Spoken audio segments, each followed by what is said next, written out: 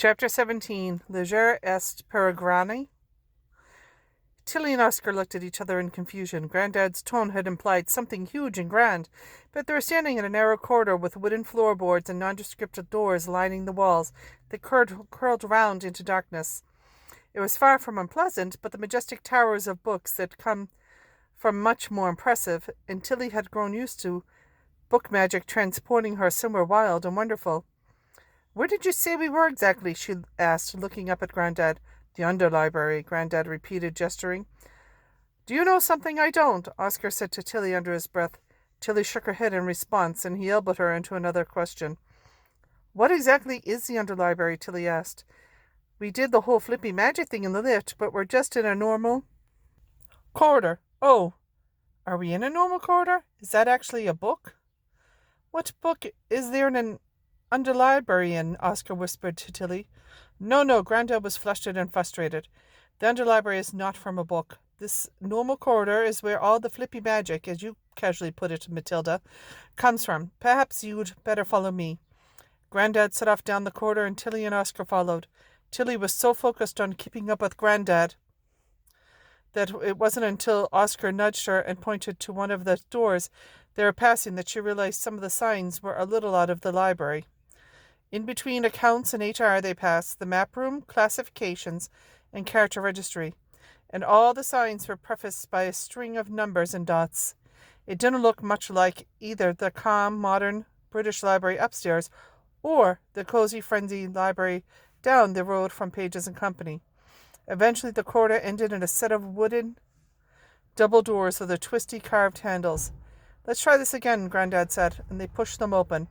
"That's more like it," said Oscar as he stepped into a room that was exactly what you might hope a secret magical library would look like. The ceiling was painted a deep turquoise and billowed high above them, cradled by ornate wooden arches.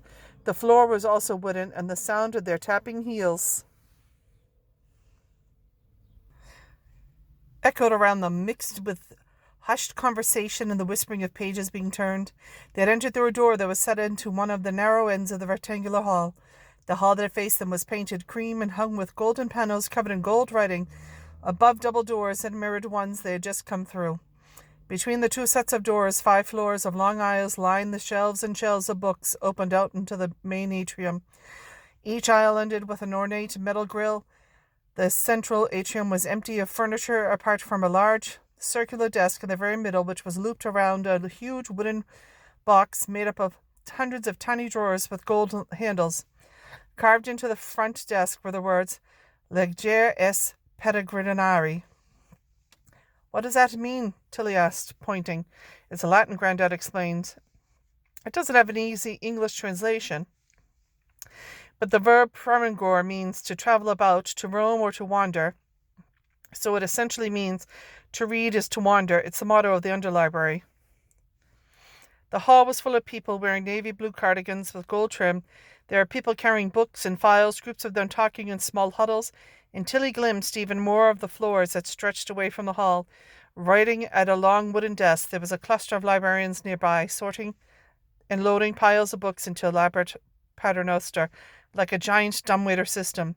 But instead of the plain metal boxes Tilly had been used to delivering food in restaurants, this was a large, intricate selection of wooden caskets hung together in coppery chains, being hauled up and down and sideways and being sent off into different floors of the library as they watched. Every few seconds the sound of peaceful clatter was interrupted by a thump of a man at a main desk stamped a book and threw it into a chute behind him.